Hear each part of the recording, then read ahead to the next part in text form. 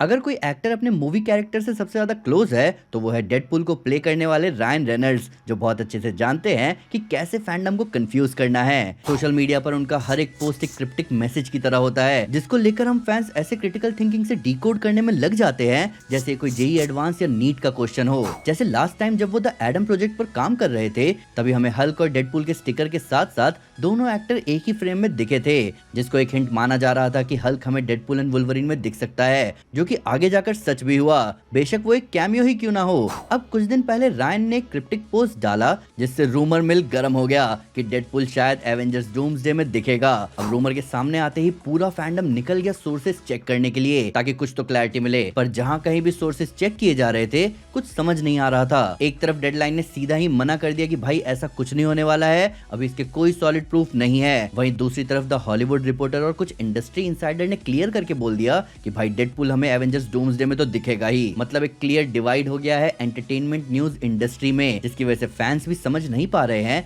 कि भाई यहाँ चल क्या रहा है और डेडपूल का एवेंजर्स डूम्सडे में दिखना इतना सिंपल क्यों नहीं है। अब क्वेश्चन ये है कि आखिर ऐसा क्यों? क्या मार्वल स्टूडियोज के लिए डेडपूल को फिट करना इतना कॉम्प्लिकेटेड है, इवन दो राइट्स उनके ही पास हैं? इसका जवाब बहुत ही सिंपल है। एवेंजर्स डूम्सडे एक इवेंट फिल्म होने वाली है जहां सब कुछ डॉक्टर डूम के अराउंड रिवॉल्व करेगा। ये मूवी एवेंजर्स फ्रेंचाइजी की सबसे डार्क और सबसे कम्प्लेक्स कहानी को हमारे सामने लाने वाली है, जहां हर एक कैरेक्टर का वेटेज केयरफुली बैलेंस्ड है। वैसे अपने डेडपूल जैसे केओटिक और फोर्थ वॉल को ब्रेक करने वाले कैरेक्टर का एवेंजर्स डूम्सडे में होने का मतलब है मूवी के टोन के साथ थोड़ा रिस्क लेना। ये वही बात हुई कि डेयरडेविल जैसे डार्क और सीरियस कैरेक्टर को शी हल्क जैसे कोर्टरूम कॉमेडी में डाल देना, जो कि मार्वल ने किया, और वहां टोन थोड़ा सा चेंज हुआ।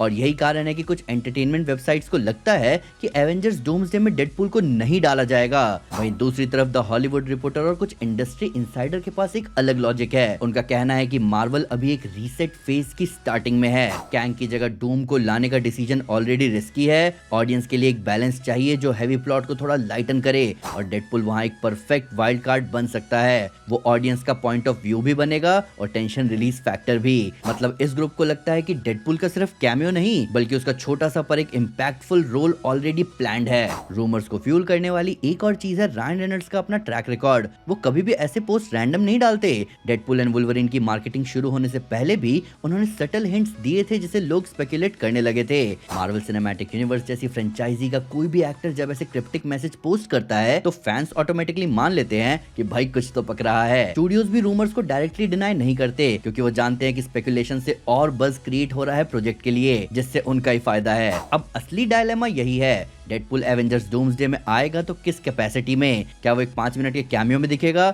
या फिर किसी एग्जिस्टिंग टीम को ज्वाइन करेगा, या खुद की टीम लीड करेगा? यही असली सवाल है जिसका जवाब किसी के पास नहीं है, और इसी वजह से रूमर्स डिवाइडेड हैं। एंटरटेनमेंट जर्नलिज्म के प्लेटफॉर्म्स फैक्ट्स पर ज्यादा टिकते हैं। अगर कोई ऑफिशियल पेपर वर्क या कास्टिंग कॉल उनके पास नहीं होता तो वो चीजों को डायरेक्ट डिनाई कर देते हैं। डेडलाइन ने भी कंफर्मेशन करवाई थी कि क्या रायन रेनल्ड्स वहां कहीं दिखे थे जहां एवेंजर्स डूम्सडे की शूटिंग चल रही है, चाहे एयरपोर्ट या पाइनवुड स्टूडियोज की ही बात क्यों ना हो। जबकि कुछ साइट्स स्पेकुलेशन और इनसाइडर विस्परिंग पर ही चलती है, क्योंकि वो जानते हैं कि ऐसे क्रेजी रूमर्स ऑडियंस के लिए कितने एक्साइटिंग है। हालांकि अगर मुझसे कोई पूछे तो मैं कहूंगा कि भाई डेडपूल को एवेंजर्स डूम्सडे में फिट करना इतना भी मुश्किल नहीं है। डेडपूल का एक छोटा सा कैमियो या उसका कोई भी Meta moment Marvel cinematic universe को फिलहाल वही चीज देगा जिसकी उन्हें जरूरत है, और वो है अनप्रिडिक्टेबिलिटी। और इसी अनप्रिडिक्टेबिलिटी के बेसिस पर मैं ये कह सकता हूँ कि डेडपूल एवेंजर्स डूम्सडे में हो सकता है, और वो भी अच्छे खासे रोल में। अगर आप भूल गए हो तो मैं आपको याद दिला दूं कि डेडपूल की एक पूरी आर्मी है जो मर नहीं सकती। दूसरी तरफ डेडपूल एंड वुल्वरीन मूवी में जब डेडपूल TVA गया था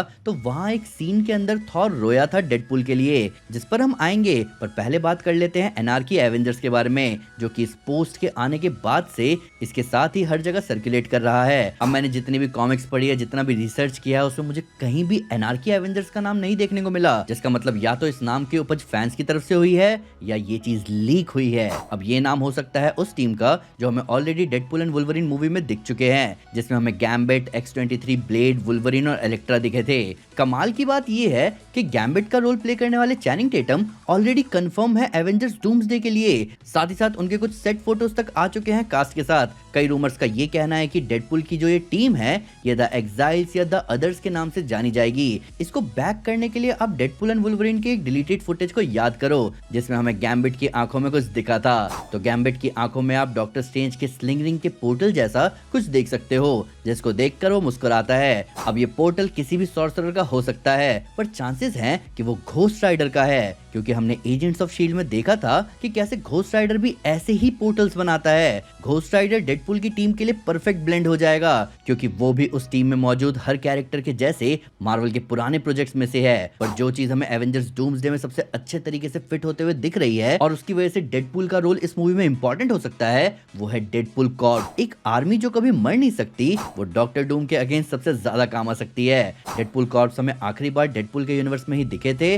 अब या तो डेडपुल ने उन्हें वॉइड में भेजा होगा ताकि वो बदमाशी ना कर सके, पर जरूरत पड़ने पर वो उनको पोर्टल खोलकर बुलाएगा जैसे कसेंडा ने किया था डेडपुल एंड वुल्वरीन मूवी के अंदर। ये सीन जब भी होगा वो होगा बहुत आइकॉनिक और अनएक्सपेक्टेड भी। डेडपुल के डूम्सडे में होने के चांसेस का एक रीजन ये भी है कि डेडपुल एंड वुल्वरीन मूवी के अंदर एंकर बींग्स का कंसेप्ट इंट्रोड्यूस हुआ था जो कि अर्ली ड्राफ्ट्स में कैंग यूज करता है इनकर्जन्स को ट्रिगर करने के लिए। अब कैंग के हटने के बाद भी इस कंसेप्ट को इंट्रोड्यूस किया गया है तो हम मान सकते हैं कि एंकर बींग्स का कंसेप्ट आगे भी यूज होगा जिस वजह से डेडपुल का होना इस मूवी में समझ आता है। डेडपुल की टीम में एंकर बींग्स भी जुड़ सकते हैं जिससे उसकी टीम और बढ़ जाएगी और इस टीम में हमें कुछ पुराने आइकॉनिक मार्वल कैरेक्टर्स दिख सकते हैं जैसे टोबी मैगवायर या एंड्रयू गारफील्ड का स्पाइडरमैन, पुरानी फैंटास्टिक फोर वाला रीड और उसकी फैमिली और पुराना हल्क। ये एक बहुत बढ़िया अपॉर्चुनिटी होगी इन कैरेक्टर्स को दिखाने के लिए। इसके अलावा सबसे इंपॉर्टेंट चीज जो हम सब भूल रहे हैं वो है डेडपुल का मरने वाला सीन जिसमें थॉर रो रहा था। अब ये भले ही रीयूज फुटेज का रिजल्ट हो लेकिन चांसेस है कि हमें सीक्रेट वॉर्स में होता हुआ दिख सकता है क्योंकि पैराडॉक्स ने भी डेडपुल को बोला था कि ये सीन अभी नहीं होगा, ये फ्यूचर का सीन है। इसके अलावा रायन रेनल्ड्स ने खुद पोस्ट करके कहा था कि उनको पता है कि थॉर क्यों रो रहा था और क्रिस हेम्सवर्थ ने भी कहा था कि इसके बारे में तुम्हें कभी ना कभी पता चल जाएगा। तो एवेंजर्स डूम्सडे में उनकी दोस्ती की शुरुआत हो सकती है ताकि एवेंजर्स डूम्सडे के एंड में या सीक्रेट वॉर्स में फाइनली वो सीन प्ले आउट हो या फिर कॉमिक्स के जैसे हो सकता है जहां डेडपुल इसी फ्यूचर को बदलने के लिए निकले जैसे 2015 की सीक्रेट वॉर्स कॉमिक बुक के इवेंट्स के दौरान हुआ था जहां Deadpool secret Wars mini series में हम देखते हैं कि सारे सुपर हीरोज इनकर्जन और बैटल वर्ल्ड में एम्परर डूम से निपट रहे थे। तब डेडपुल पहुंच जाता है 1984 के ओरिजिनल सीक्रेट वॉर्स में और उस इवेंट के बीच में मल्टीपल स्क्रीन्स दिखते हैं ठीक वैसे ही जैसे टीवी के अंदर डेडपुल को कई सारे स्क्रीन्स दिखे थे।